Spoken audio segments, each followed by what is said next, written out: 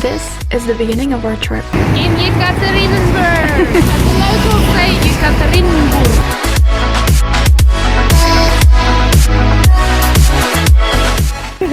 Okay, we train now. We didn't have enough time to do the whole Trans-Siberian trip by train, so we took a flight from Moscow to Yekaterinburg to start from here. There are plenty of things you can do here. For instance, there's this red line, there's also a blue line, which take you kind of like on a self-walking tour around the whole city. We only spent one day here, but it was lovely. On the train! Welcome on board! We took the train at night to start our train adventure, and this is how it went. It was a total of 3 nights and 2 days, and honestly, there's not much to do on a train, but we had a lot of fun. The train makes lots of stops, some of them longer than others, but it will be enough for us to just walk around and stretch a little bit. Good morning, Liz.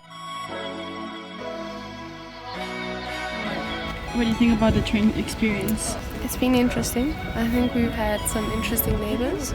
There's nothing much to do. Eating. Looking out the window because it's pretty.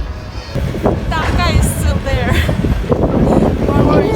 It was minus 17 degrees Celsius and we were absolutely freezing.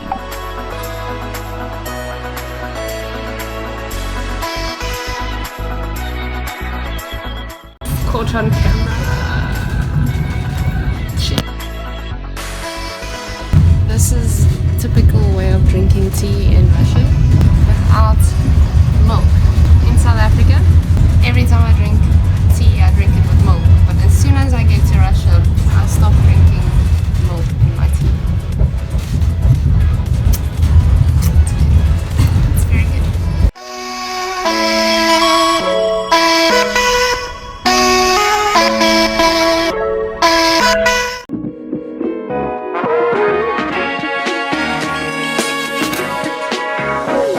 We are now in Irkutsk! Our hostel arranged our marshrutka, which would be a 5-hour trip. We had to pay 1,000 rubles, which is about $12 US. So all we had to do was hop on such a cool little minibus in the morning. They picked us up from the hostel.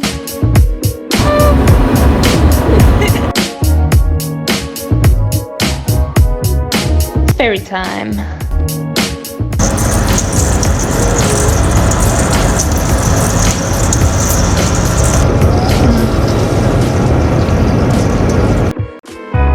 Liz and I have arrived on the island of Olkhon.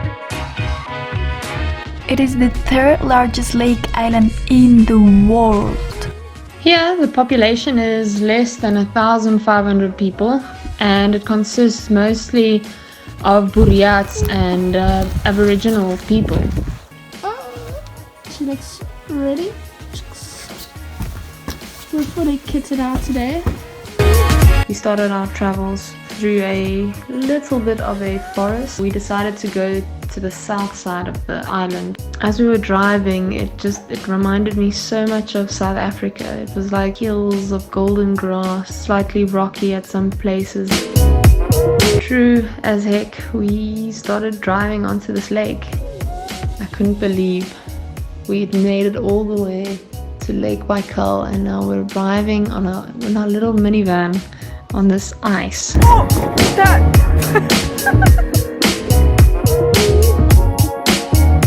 There we were, running around. It was incredible. We're on Lake Baikal. On it! It made me so happy. I was just so happy. It was absolutely freezing.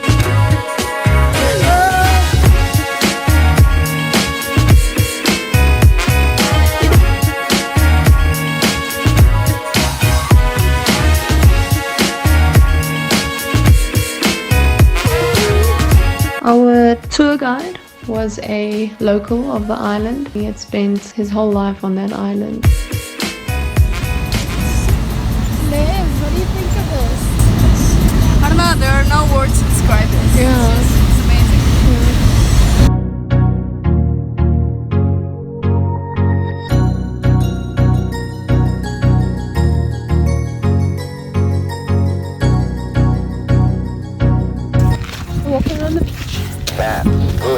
a very cool day.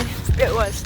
We saw amazing things, and everyone should come visit Lake Baikal. And we froze, yeah. And my hand's actually now stuck to my phone. Let me take it off.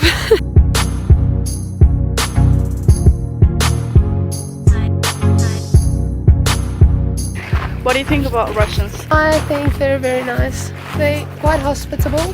They'll always offer you something to eat, some tea. In general, they're quite kind and helpful. And just like that, we had to say goodbye to this part of Siberia. A place I'm sure we'll never forget because of its great people and amazing landscapes.